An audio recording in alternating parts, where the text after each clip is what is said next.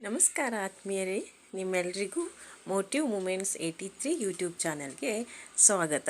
ಮೊದಲನೇದಾಗಿ ಪ್ರತಿಯೊಬ್ಬರಿಗೂ ನಾನು ಧನ್ಯವಾದಗಳನ್ನು ತಿಳಿಸ್ತಾ ಇದ್ದೇನೆ. ಯಾಕೆ ಅಂತಂದರೆ ನನ್ನ ಯೂಟ್ಯೂಬ್ ಚಾನಲ್ 1000 ಸಬ್ಸ್ಕ್ರೈಬರನ್ನು ಪೂರ್ಣಗೊಳಿಸಿದೆ. ಇದಕ್ಕೆಲ್ಲ ಕಾರಣ ನಿಮ್ಮ ಸಹಕಾರ ಹಾಗೂ ಬೆಂಬಲ. ಹಾಗಾಗಿ ಮತ್ತೊಮ್ಮೆ ನಿಮ್ಮೆಲ್ಲರಿಗೂ ಧನ್ಯವಾದಗಳು. ಈ ಬೆಂಬಲ ಸಹಕಾರ ಹೀಗೆ ಇರಲಿ.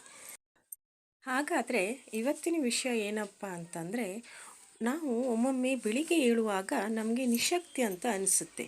ಬೆಳಿಗ್ಗೆ ಎದ್ದು ಕೂಡಲೇ ಕೂಡ ನಿಶಕ್ತಿ ಅನಿಸುತ್ತೆ. ಆ ನಿಶಕ್ತಿ ದಿನಪೂರ್ತಿ ಇರುತ್ತೆ. ಹಾಗಾದರೆ ಈ ನಿಶಕ್ತಿಯನ್ನು ದೂರ ಮಾಡೋದು ಹೇಗೆ ಅನ್ನೋದ್ರ ಬಗ್ಗೆ ಒಂದಿಷ್ಟು ಮಾಹಿತಿಯನ್ನು ಕೊಡ್ತೇನೆ. ಈ ಸಮಸ್ಯೆಯನ್ನು ದೂರ ಮಾಡೋಗಬೇಕಂದ್ರೆ ನಮಗೆ ಮೊದಲನೇದಾಗಿ ಆರೋಗ್ಯಕರ ಜೀವನ ಶೈಲಿ ನಮ್ಮದಾಗಬೇಕಾಗತ್ತೆ. ಈ ಆರೋಗ್ಯಕರ ಜೀವನ ಶೈಲಿ ಇದ್ದರೆ ನಮ್ಮ ಇಡೀ ದಿನವನ್ನು ನಾವು ಉತ್ತಮವಾಗಿ ಮಾಡ್ಕೋಬೋದು.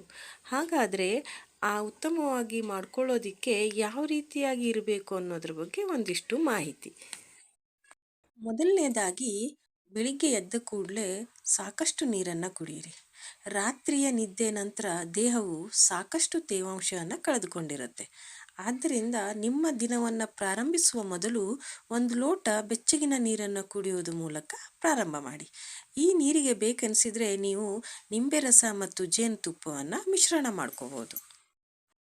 ಎರಡನೇದಾಗಿ ಬಾದಾಮಿ. ದೇಹ ಶಕ್ತಿಯುತವಾಗಿರಲು ಬಾದಾಮಿ ಅತ್ಯುತ್ತಮ ಆಹಾರ ಪದಾರ್ಥ. ಬಾದಾಮಿಯನ್ನು ರಾತ್ರಿ ನೆನೆಸಿ ಬೆಳಿಗ್ಗೆ ಸೇವನೆ ಮಾಡಿದರೆ ನಿಮ್ಮ ದೇಹ ದಿನವಿಡೀ ಚಟುವಟಿಕೆಯಿಂದ ಇರಲು ಸಹಾಯ ಮಾಡುತ್ತೆ. ಬಾದಾಮಿಯನ್ನು ಕೇವಲ ತಿಂಡಿ ಅಂತ ತಿಳ್ಕೊಬೇಡಿ, ಇದು ಪೌಷ್ಟಿಕಾಂಶದ ಶಕ್ತಿ ಕೂಡ ಆಗಿದೆ. ಇದರಲ್ಲಿ ಅಸಂಖ್ಯಾತ ಅಗತ್ಯ ಪೋಷಕಾಂಶಗಳಿವೆ. ಹೀಗಾಗಿ ಇದು ನಿಮ್ಮ ದೇಹಕ್ಕೆ ನಿರಂತರ ಶಕ್ತಿಯನ್ನು ನೀಡುತ್ತೆ. ಬಾದಾಮಿಯಲ್ಲಿರುವ ಮ್ಯಾಗ್ನೀಷಿಯಂ ನಿಮ್ಮ ದೇಹದ ಶಕ್ತಿಯ ಉತ್ಪಾದನೆಯನ್ನು ಕೂಡ ಹೆಚ್ಚಿಸುತ್ತೆ. ಮೂರನೇದಾಗಿ ಪ್ರೋಟೀನ್ ಯುಕ್ತ ಆಹಾರ. ಬೆಳಗ್ಗಿನ ಸಂದರ್ಭದಲ್ಲಿ ಪ್ರೋಟೀನ್ ಯುಕ್ತ ಆಹಾರವನ್ನು ಸೇವನೆ ಮಾಡೋದ್ರಿಂದ ತುಂಬ ಒಳ್ಳೆಯದಾಗತ್ತೆ. ಬೆಳಗಿನ ಆಹಾರದಲ್ಲಿ ಮೊಟ್ಟೆ, ಮೊಸರು, ಬಾದಾಮಿ, ಹಣ್ಣು ಅಂತಹ ಆಹಾರಗಳನ್ನು ತಿನ್ನೋದ್ರಿಂದ ನಮ್ಮ ದೇಹದಲ್ಲಿ ದಿನವಿಡೀ ಅದು ಸೂಪರ್ ಬೂಸ್ಟರ್ ಆಗಿ ಕೆಲಸ ಮಾಡುತ್ತೆ. ಅದರ ನಂತರ ಹಣ್ಣು ತರಕಾರಿಗಳನ್ನು ಯಥೇಚ್ಛವಾಗಿ ಸ್ವೀಕರಿಸಿ. ಆಹಾರ ಪದಾರ್ಥಗಳಲ್ಲಿ ಹೆಚ್ಚೆಚ್ಚು ಹಣ್ಣು, ತರಕಾರಿ ಹಾಗೂ ಧಾನ್ಯಗಳಿರುವಂತೆ ನೋಡಿಕೊಳ್ಳಿ. ಇದು ದೇಹದ ಶಕ್ತಿಯನ್ನು ಹೆಚ್ಚಿಸುತ್ತೆ. ನಂತರ ಬೆಳಿಗ್ಗೆ ಎದ್ದ ಕೂಡಲೇ ಮೊಬೈಲನ್ನು ಬಳಸಬೇಡಿ. ಮೊದಲು ಎದ್ದ ಕೂಡಲೇ ಮೊಬೈಲ್ ಬಳಸುವ ಅಭ್ಯಾಸವನ್ನು ಬಿಟ್ಟುಬಿಡಿ. ಬೆಳಿಗ್ಗೆ ಎದ್ದ ತಕ್ಷಣ ಮೊಬೈಲ್ ಬಳಸುವ ಅಭ್ಯಾಸ ಸಾಕಷ್ಟು ಜನರಿಗಿದೆ. ಇದು ನಿಮ್ಮ ಕಣ್ಣಿನ ಹಾಗೂ ಮಾನಸಿಕ ಆರೋಗ್ಯದ ಮೇಲೆ ನೇರವಾಗಿ ಪರಿಣಾಮ ಬೀರುತ್ತೆ. ಹಾಗೆ ಮುಂದಿನದು ಧ್ಯಾನ ಮಾಡುವ ಅಭ್ಯಾಸವನ್ನು ಬೆಳೆಸ್ಕೊಳ್ಳಿ. ನಿಮ್ಮನ್ನು ಮಾನಸಿಕವಾಗಿ ಆರೋಗ್ಯದಿಂದಿಡಲು ಯೋಗಾಭ್ಯಾಸ ತುಂಬ ಅಗತ್ಯ. ಆದ್ದರಿಂದ ಬೆಳಿಗ್ಗೆ ಎದ್ದ ತಕ್ಷಣ ಕೆಲವೊಂದಿಷ್ಟು ಹೊತ್ತು ಸಮಯವನ್ನು ಯೋಗಾಸನ ಮಾಡಲು ಮೀಸಲಿಡಿ. ಇದು ನಿಮ್ಮನ್ನು ಒತ್ತಡದಿಂದ ಹೊರತರಲು ಸಹಾಯ ಮಾಡುತ್ತೆ. ಹಾಗೆ ನಂತರ ವ್ಯಾಯಾಮ.